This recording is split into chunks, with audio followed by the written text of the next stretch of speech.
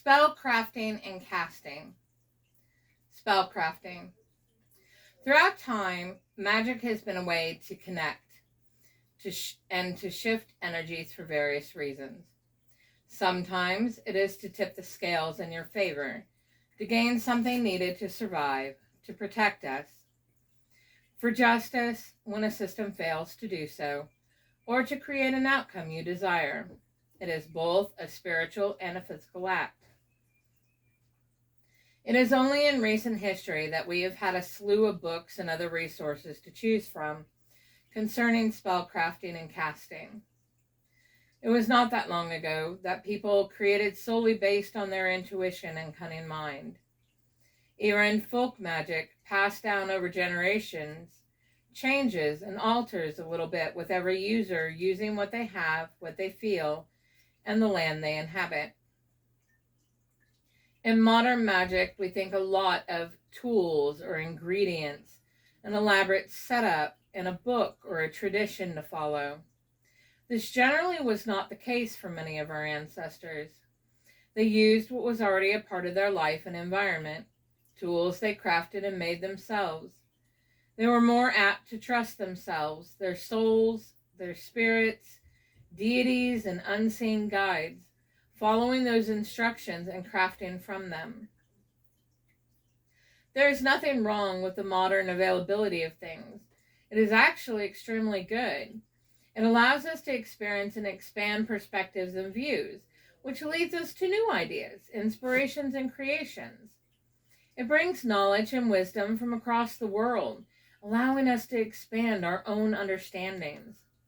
When it gets dangerous is how you approach these new abundant resources. Are you coming at it from the mindset that all of this is just a framework to help us get started, giving us ideas and a place to start experimenting and practicing for yourself? Or are you approaching it from the context that this is gospel, the way something has to be done, an instruction manual to follow? Creating spells. Crafting your own spells is going to be the most effective way to work. You can look at other spells for ideas and inspirations, but the correspondences and the energy should match you, your practice, and your magic. If it doesn't, you may still get an effect, but it will not be as powerful as it could have been. It does take some time to get the hang of creating your own spells. It requires experimentation, trial and error, but so does any other spell crafting. What you will find here are things to consider and ways to approach it. Intention is not everything. In many modern magical communities, the idea that intention is all you need has become a prevalent view. What this actually means to someone varies from a literal definition to just a high overview of intention. In our current society, though, it can be dangerous because so many look at the literal format of that thought, and it will lead to disappointment and discouragement. Clear intention is a crucial part of spell casting, but it is just one component. Intention in the mind. Most minds are a cluttered place. We have thoughts, ideas, dreams, desires, fears, and other people's voices running through them all the time. We think thoughts and wish for things all the time in our mind. If you are considering these things to be the same as magical intention, you will end up being disappointed with the results. Yes, sometimes something may happen from it, but it will be a small and inconsistent compared to using focused intention. If an intention is just in the mind, it will be difficult to keep the clear focus and precise intention whole. It has a higher chance of shifting, words changing, ideas changing within it.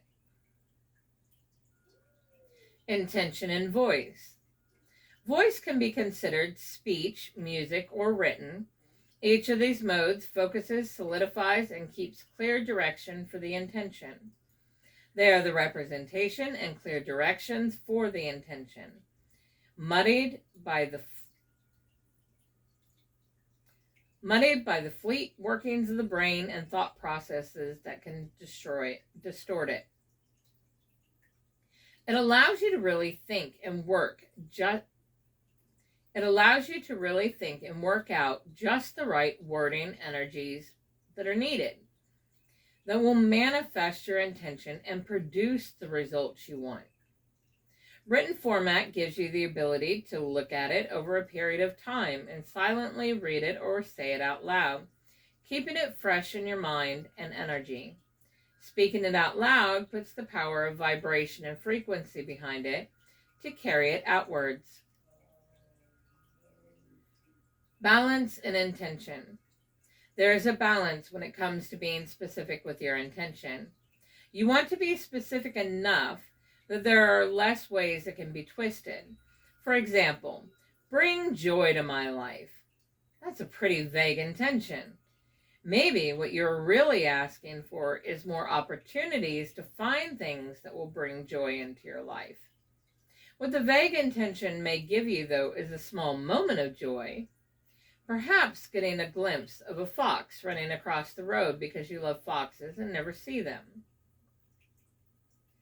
You can also be too specific, directing the flow and way a spell can manifest. And if it does not in this specific way, the spell will not. Same example as above, but let's make it too specific. I want this song I created to go viral and have everyone love it I want this song I created to go viral and have everyone love it, so that will bring me the fame and wealth to create the means to bring joyful experiences into my life.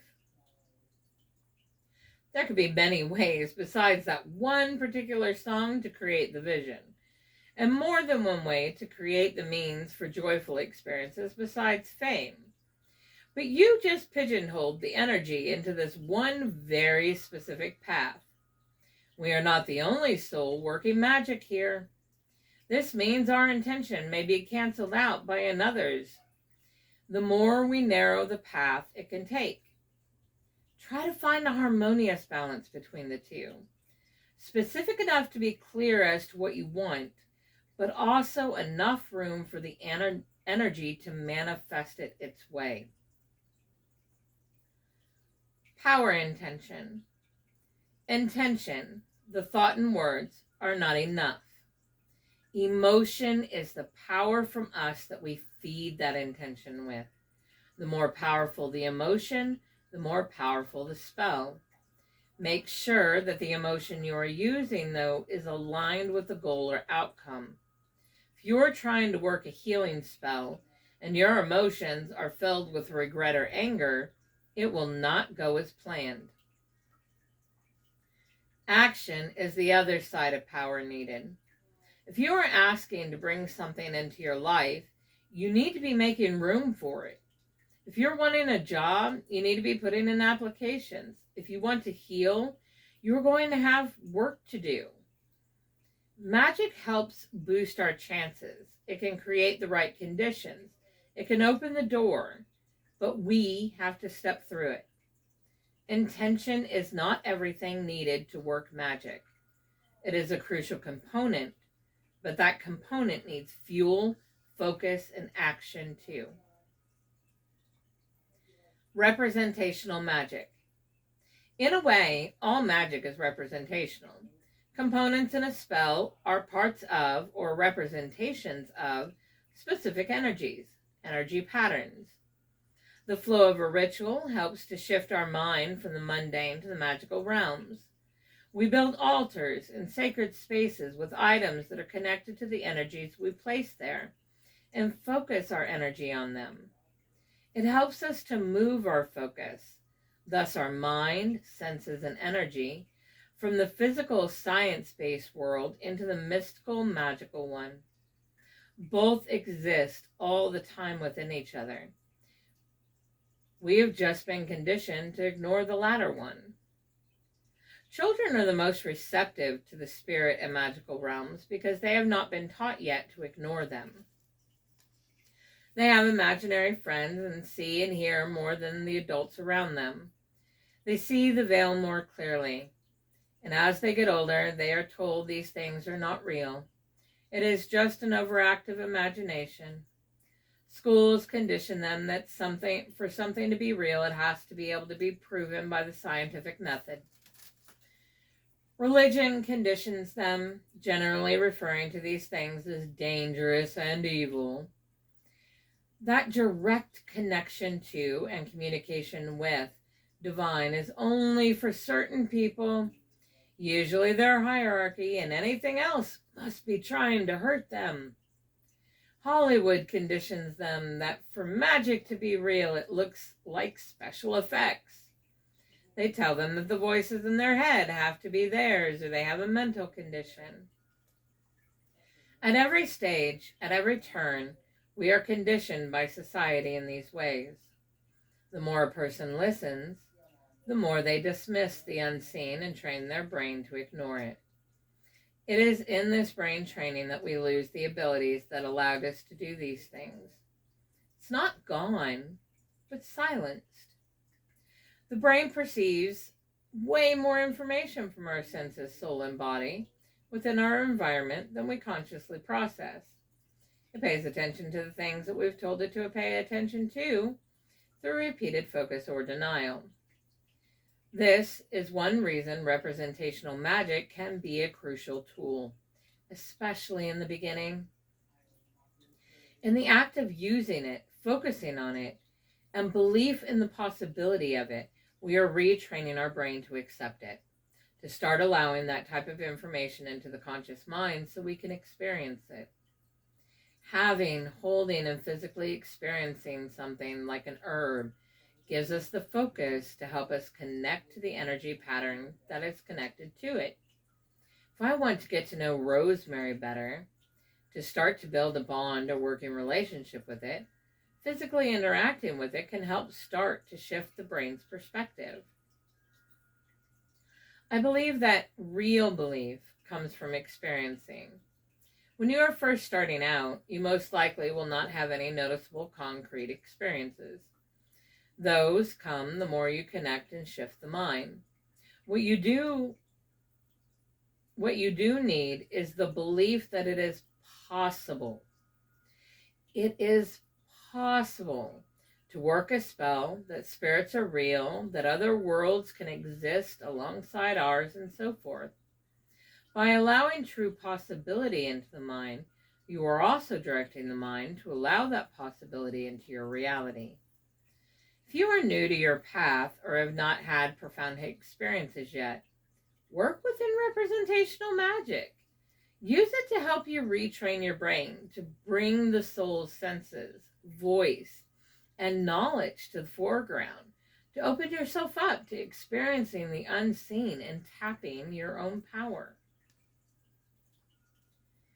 Protection magic.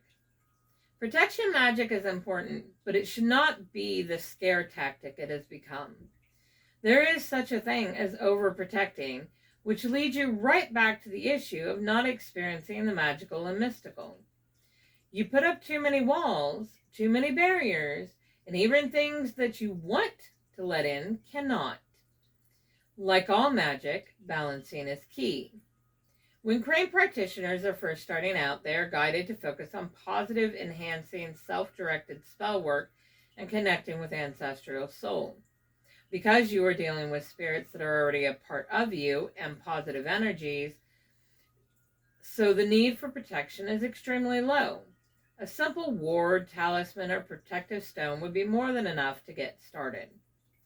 Crane practitioners are also encouraged at the beginning to create a protective servitor spirit. Servitor spirits. A servitor is a spirit that is created by a magical user and serves the purpose the magical user sets for it. They do not have autonomy beyond that and cannot take on a life of their own the way a tulpa might. They also do not take on material forms the way a golem does. They stay in spirit form, tethered to the physical object you create or set for it. They are bound to the Creator because the spark of life for the spirit comes from the Creator. Many traditions and people have their own views and ways of creating, growing, and feeding them. We will be going by Crane tradition here. As the creator, you need to be very clear in why you are creating this spirit, the job you want it to do, and the limits in which you need it to stay in order to do the job. What I will be showing you and giving you the instructions for is a house or family guardian. Their job is to protect all the people you bind to it, both physically and spiritually, as well as the place they reside in and in the ways you specify. The servitor can act within the boundaries and jobs you set for it, but not beyond those. So be specific in what you want it to protect the people from, and if you have any limits to how they do that job. Remember, it is also something that is bound to you, birthed from your own energy, so it is attached to your energy. Its actions should not exceed or conflict with your own morals or ethics.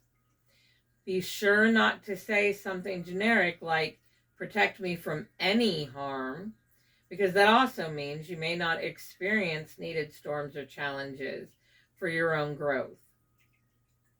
When making your own vessel for the servitor, I recommend air dry clay.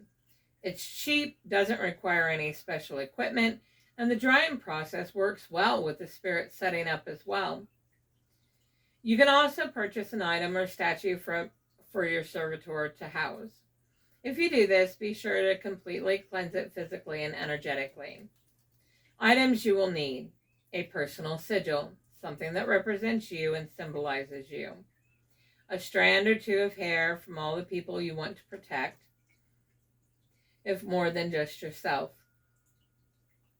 Lastly, a candle and a couple of drops of your own blood. You can create it in any shape you like. Often the spirit tends to take the shape of its clay self. So just keep that in mind. Our house guardian, my first, and is my oldest servitor spirit. I shaped him in a more human-like way, but without real definition. While you are putting it together or shaping it, be mindful of your emotions and thoughts.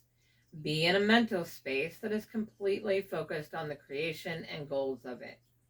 You can even play music in the background that aligns with the emotions and energy you want to infuse into it.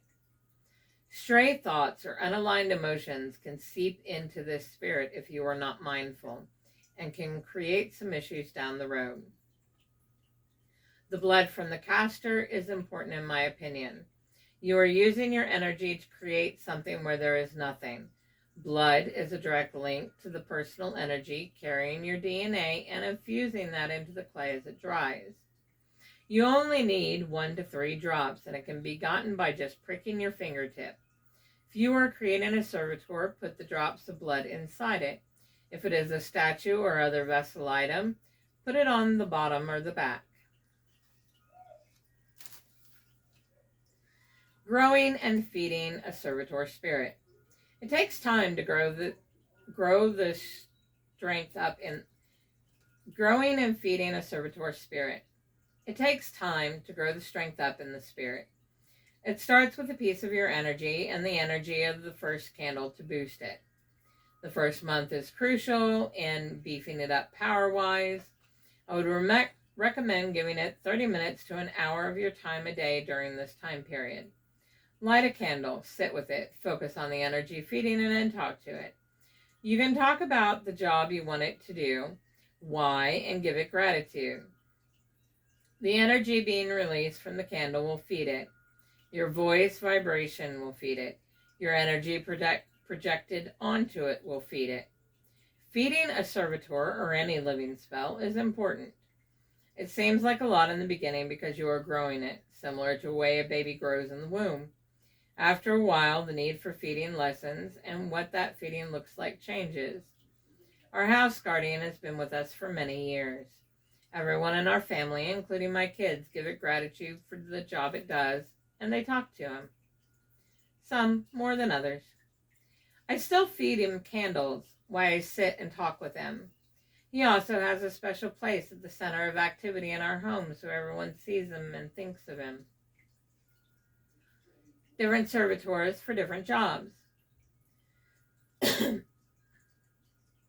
Each of my servitors has a different job to do. My house guardian protects my family and wherever we reside from general harm and spiritual attacks. This protects them, but also frees me to open myself up to various different spirits. Again, I am a death worker. I have a gargoyle styled one that is for a very specific type of emotional psychic attacks. A gatekeeper of sorts to ensure nothing really nasty gets in while doing my work. I have another that helps to accelerate the healing process, physical, mental, and emotional. They do not just have to be for protection. You can create them for other types of work too. Ending a servitor. Some people may find a time where they would like to end the use of a servitor, but below are two reliable options. The first deals in deconstruction, the second is redefining. Deconstruction and destroying its effigy. This involves reabsorbing its energy back into the caster and destroying its physical form that it is bound to. The magical foundations behind this method is sound, but may have some repercussions depending on how the servitor has been living. If the servitor has been living for many years, the reintegration process may be more difficult. Redefining is the process of clearing out the original purpose or set of rules for the servitor and replacing them with new ones.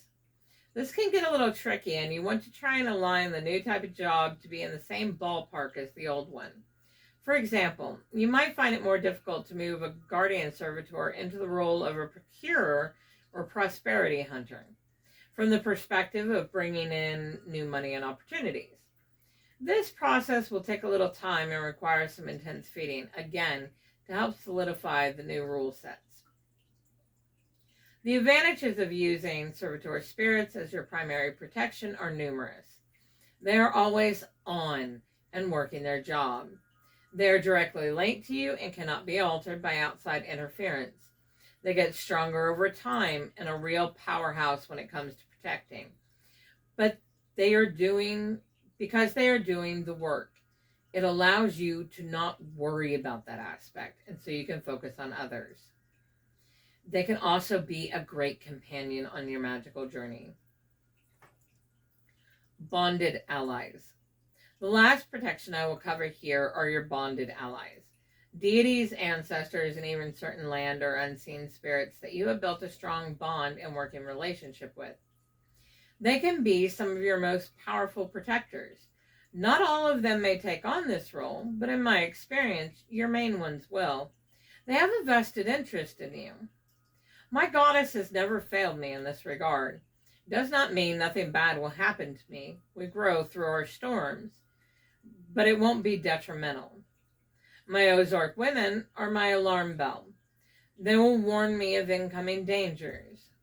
Our ravens in the valley, who I have a special bond with, guard the land here and warn of physical dangers and predators.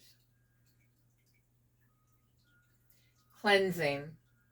Cleansing is a basic part of practice. We not only cleanse to clear away energies, but we also do it to refreshen them, renew them, and to prepare to bring in new energies. Cleansing also takes many forms: mundane, smoke, voice, feather fan, water, and so forth. It really depends on you, your mode, and your situation.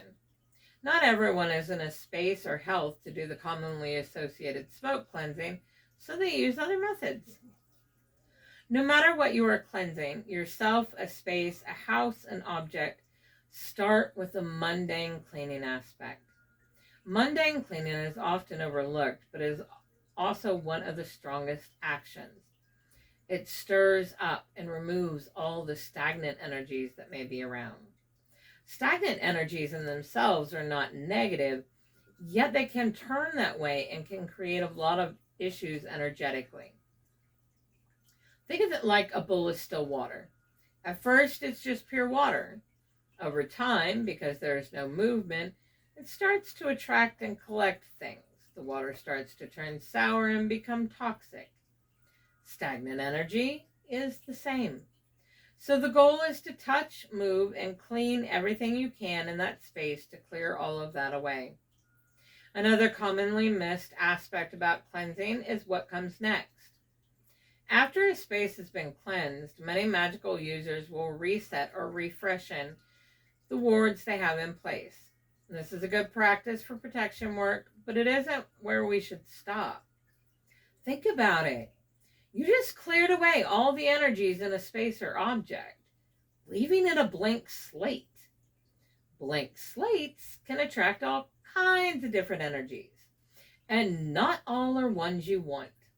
So after you have cleansed and before you reset wards, you should set the energetic tone.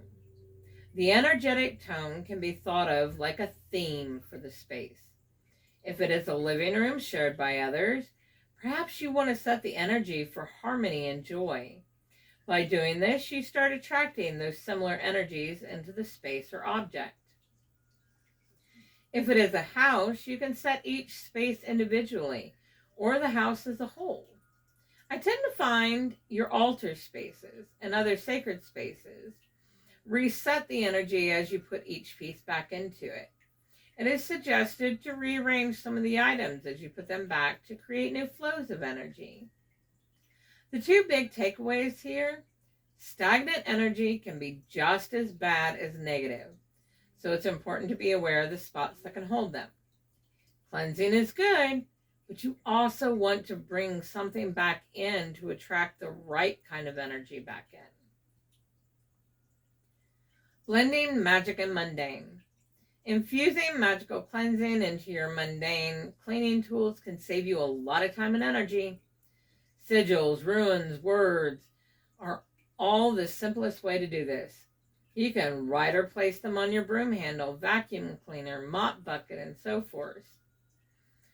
Special magical waters or blessing waters can be added to cleaning solutions. So as the cleaner cleanses, the waters can imbue at the same time. For the canister of your vacuum that collects the particulates or your mop bucket, use sigils that will trap the energies removed by them and hold them until you empty it. If possible, empty it outside, straight into your trash can, or do the same procedure for your trash can, the one in your house. On the handle of your sweeping device, write or place ones that will also sweep away, remove any unwanted or stagnant energies. The washer and dryer often get overlooked, but also provide a great opportunity. On the washer, you can place ones that will energetically cleanse everything that goes into it. Then with the dryer, you can place ones for energy you want to bring in, like protection, opportunities, or happiness. You can also perform these all with spoken magic. Speak your spell or incantation while holding or touching the object. Do the job and then thank it at the end, which closes out the spell. These are just some examples and suggestions to play around with and find what works for you. Living magic. Crane practitioners tend to deal a lot in living magic. Living magic is set magic, something that takes more upfront energy and time. Once set, it does not require much of our attention. It just does the job it's meant to do. Servitors can be seen as a type of living magic. It does its job without conscious focus from us and very little upkeep. We use living magic to take care of the day-to-day and basic needs, which frees our energy and focus to work on other endeavors. Living magic can take many forms and do various different tasks for us. They include things such as energy shields, enchanted jewelry and items, sigils, seals, talismans, and other spells. Energy shields. Energy shields can be a very effective way to provide protection. They are especially good for empaths that have difficulty in separating their energy from others. First, decide what kind of shield you need. What is it protecting or blocking out? I have 3 working shields, one that protects our valley and all who reside here, one that protects my outdoor sacred space and bridge, one that I use when interacting with people in the outside world so I do not absorb their energy into mine. Empaths. Once you know the job you want your shield to do, now you need to build it. Living magic takes time to construct and hone, so it also is a practice of patience. Start by grounding yourself and focusing on the intention for the shield. Raise energy from either the earth or from the element you are most closely aligned with. Draw it into yourself and build up the energy. Then slowly start envisioning the energy moving outwards in the shape of a bubble around you. Envision not just the shape, but the color or colors of it. What does it look like? What does it feel like? See it expanding around you and beyond you if it is for a large space or structure. When you are still in the building process, at the end, collapse it back down the opposite way that you extended it out. Through this exercise, you are learning to create it, extend it, and retract it. This is important because you may not always want it up. In the general outing, like a grocery run, I want my shield, but if I'm intentionally trying to connect with someone, I do not. Through practice and time, you will be able to raise and lower your shield at any time, just with a thought or keyword you apply to it. You can also attach it to an object, so when you wear that object, it automatically goes on. To do this, first cleanse the object completely of all energies. Hold the object in both hands in front of you and around. Hold the object in both hands in front of you around your waist or chest height. Draw the energy into you, move it out into the object, and then form the shield from there. You do not want to form the collapsing portion of this exercise, removing the shield, with an object that you are setting to hold and run a shield, only the building parts. This will make it so when you wear or hold it, the shield will automatically go up and you don't need to contribute any of your energy or focus to it. You did that in the creation part. Sigils, binds, seals, and talismans. Sigils are a symbol you create and imbue with a specific meaning or task. They are shape charged and set in the creation. To set it and start charging it, speak out loud what the sigil has been created for while your hands are placed directly on top of it. The more you use them, the more power they accumulate, the more effective they become. Bind runes are 2 or more runes linked together, creating a sigil-like symbol. They tend to hold more power from the start than a sigil because the runes have been fed energy by multiple people who use them. Thus, they are more set energy pattern. To make a bind rune, choose runes that hold the core energies needed for the task you are crafting and the end result you are wanting. Then combine the runes together in a configuration that appeals to you and that makes sense for the magic you are working. All runes have a name or sound associated with them. Once you have bound the runes together, speak, chant, or sing all the runes you have put into the bind, while placing your hands over the top of the bind rune. Through this process, you are setting and charging it. Talismans are objects you create and imbue with 1 or more layered meanings or tasks and generally worn. These are more complex than a sigil and more similar to a bind because it is blending different energies to do a specific job. They can solely be made from bind runes, a collection of sigils, or a design unique to them. They can also have added astrological or alchemy symbols on them in order to bring specific elements or links. Representational magic. Seals are similar to talismans in the elements that make them up, but their uses and creation is different. Seals are generally used to bind something, summon something, or the centerpiece of a magical working, and are directly connected to a spirit, deity, or entity. The word guide will be used in this context. Seals generally will have a blending of all the elements. different astrological energies, and symbols specific to the work and guide you are working with. Different guides will have different ways to create and work their seals. So there is no clear structure instructions for how to teach them here. You will need to connect to the guide and learn directly from them, or use ones others have created in this way. Living money magic. Living money magic works differently than other money magic spells. You will generally work a money spell when you have a specific need or want at a certain time. Money spells are intended for quick results and are a one-off spell. A living money spell is one that stays up and helps maintain the flow of money and prosperity into your life. Not big money, but rather the continual flow in of money. For example, if you own a business or a creative project meant to bring in money, connecting a living money working to it can help with steady growth and prosperity of it. There are many ways to make them. You can create a servitor for this process, a living money bowl, a living money tree, abundance box. These are just some of the most common modes. You can place it on your main altar, create a money altar, or many crane practitioners will have it as part of their self-altar. If you're creating a servitor for this job, set it with the instructions to hunt and bring in opportunities to grow your money.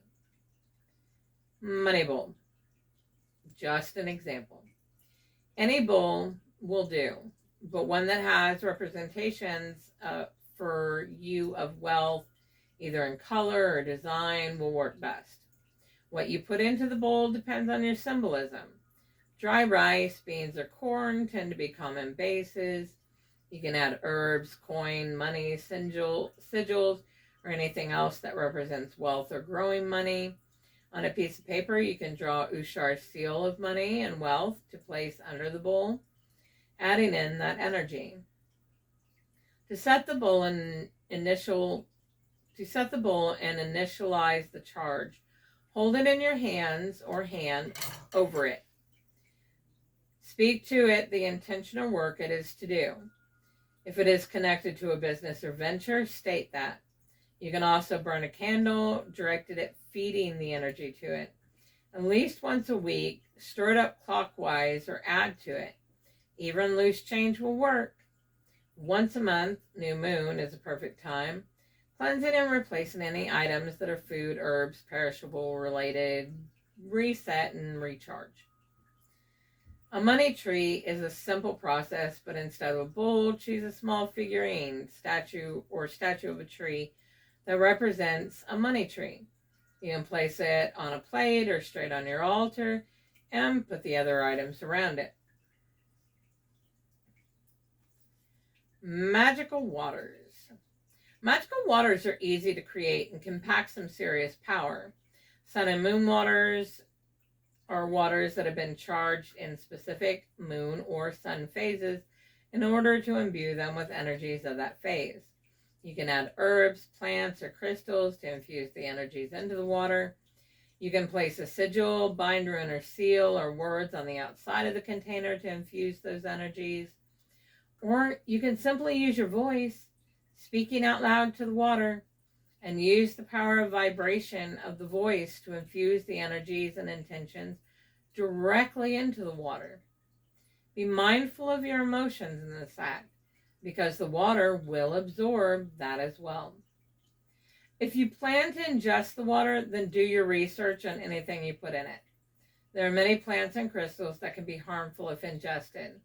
If you are not using the water the same day you make it, be sure to refrigerate or freeze it in order to avoid bacteria growth. These types of waters can be used in many capacities: spell work, blessing, cleansing, enchantment, warding, and so forth. One last thing to consider with water: humans, and many other living things, are majority water in their makeup. Water is a holder of energy and vibrations. What you speak out loud to yourself, to others, and to the water, it changes the shape and energy of the water. Again, see the studies done by Dr. Emoto. Words have tremendous power in this way, so be careful how you use them. Your emotions shape the vibration and frequency of those words, so be mindful of them. Your elements and magic. In the elements section, we went over identifying how you are connected to and work with each element. Each person will have different variations because we are all different. Knowing your particular mix and how your power and magic work within them is key to blending and weaving the elements into your spell work. The more aligned they are, the more powerful your spell will be. For example, my water is how I weave and transform. My fire is how I destroy and create. My earth is how I root the work and protect it. My air is how I move it outwards into the world. I am the tower and the weaver. I am the voice and the witness. Knowing this gives me the directives for the elements and representations that are needed for my spell work. Water and fire are the core, the primary elements, the why of me, and the core of the mother of souls, my goddess. So they are also at the core of my spell crafting. For example, the base of a lot of my spell work includes a bowl of water and a floating candle. I can add other elements such as herbs, crystals, magical waters and oils, and so forth, and onto both of them, weaving in layers of energy, creating layers of magic. This is why in crane practice, knowing your elemental alignments are important. Herbs and plants. There is one place where extreme caution is warranted. Plant and herb use when ingesting or using medicinally. Unless you are an experienced herbalist, this is one place where you do want to follow the instructions of another. Most of these remedies and plant uses have been developed by people with extensive knowledge on the subject and tested over long periods of time. The wrong mixture, the wrong plant, the wrong use can be deadly or create more harm. Work with trusted sources for gaining the information and vendors for acquiring the plants and herbs. In our current age, there is a lot of misinformation flying around, and not all of it's accurate or tested. This also applies to spells in general. There are many fantastic books out there from which to choose. Try to choose ones that are specific to your area, your land and environment, if you can. That way it will have familiar and easy to acquire plants and herbs. If you are in North America, I personally recommend Indian Herbology of North America by Alma R. Hutchins, or Native American Herbalist Bible by, I'm going to mess up the name, but Loitanka Sioux. Crystals and stones.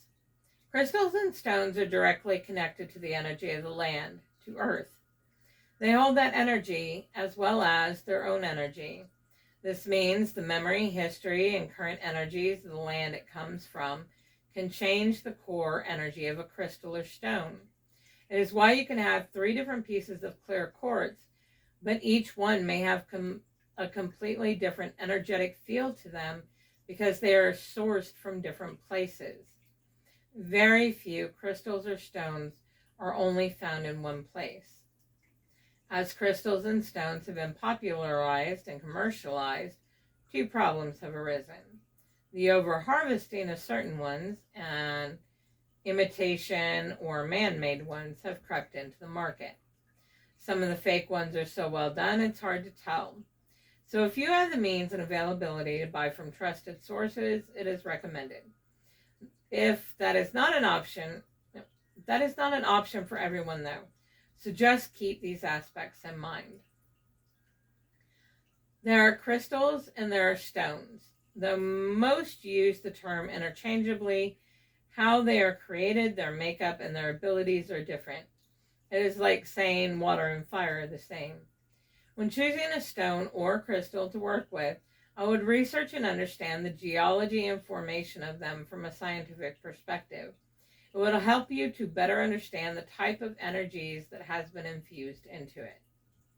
When looking at the spiritual meanings and aspects of them, keep in mind the meanings you look up are how others experienced or perceived them. Their energy has a certain vibration, and so does yours. How those energies interact together can be very different than the experiences you are reading about. To really understand how you work with a crystal or stone and how it will work for you, you need to spend some time with it and getting to know it. That way, when you do the work with it, it'll be in the best ways for you and generate the most powerful results it can. So, not in the book, but another aspect of stones and crystals that we recently discussed in the temple is that a lot of people are taught to cleanse and get rid of all the energies within the crystal when they first get them. I don't do that. They have their own energy. They have what comes with them. That's them. It's like their soul. Not cleansing that out. I'm just going to see if they work with me, work for me, work in my vibration. Some will, some won't. But when you talk about cleansing them, it's not just cleansing other people that have touched them. At least not with the cleansing that I'm seeing people do. It's a cleanse out all the energy. Again, creating a blank space. Substitutions and universals. You will often hear things like clear quartz can be substituted in any spell for another crystal, or rosemary can be exchanged for any herb. Yet if we were talking real energy, this really isn't the case. Every crystal, stone, herb, plant holds their own unique properties and energies.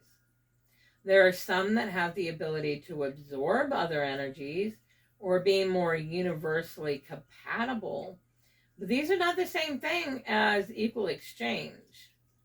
Clear quartz, for example, is a crystal that can easily absorb other energies, being programmable. It is why it has been used in a lot of electronics, as well as energy storage for ancient cultures. In this example, you can imbue and shift the energies within it to mimic another stone's properties, but it will also still hold its own energies as well.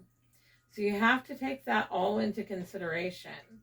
It's not just as simple as swapping it out, but it is also not impossible. It's just going to require a little thought and effort. The sign of the star. The pentagram or star has been used in many ways throughout history, often seen as a protective symbol or one to summon. In the diagram below, and since I'm reading this, you won't have that, you will find two ways to use the symbol of the star. One is used when connecting to spirit, the unseen, the spiral inwards. The second is used when moving something outwards, moving a creation into the world, the spiral outwards. And I'm not going to read it because you can't see it. Your spell book. You will see all these beautifully crafted personal spell and ritual books plastered all over the internet and social media. They are wonderful and magical, drawing in the aesthetic and visual aspects of the mystical feeling. That beauty can be very important to some practitioners because it is also an expression of their creative fire and magical world. It is not necessary for all, though, and can actually hinder some. They look at the aesthetic ones longingly, but it's not their way. I'm one of those people. I'm an artist, and I've done the artsy thing with my spellbook before, but I found two problems in it for me. The first, I'm always experimenting, growing, evolving, breaking previous boundaries, and so is my craft. I can spend hours on creating a beautiful spell page that I adore in a fancy book. And a year later, that beautiful page may be obsolete because I learned something new, adjusted the spell to try it out. The spell worked even better. So now I have a new spell. Secondly, my mind starts to argue with itself. I really love the art I did, though, and it took so much time. But the work itself is not useful to me anymore.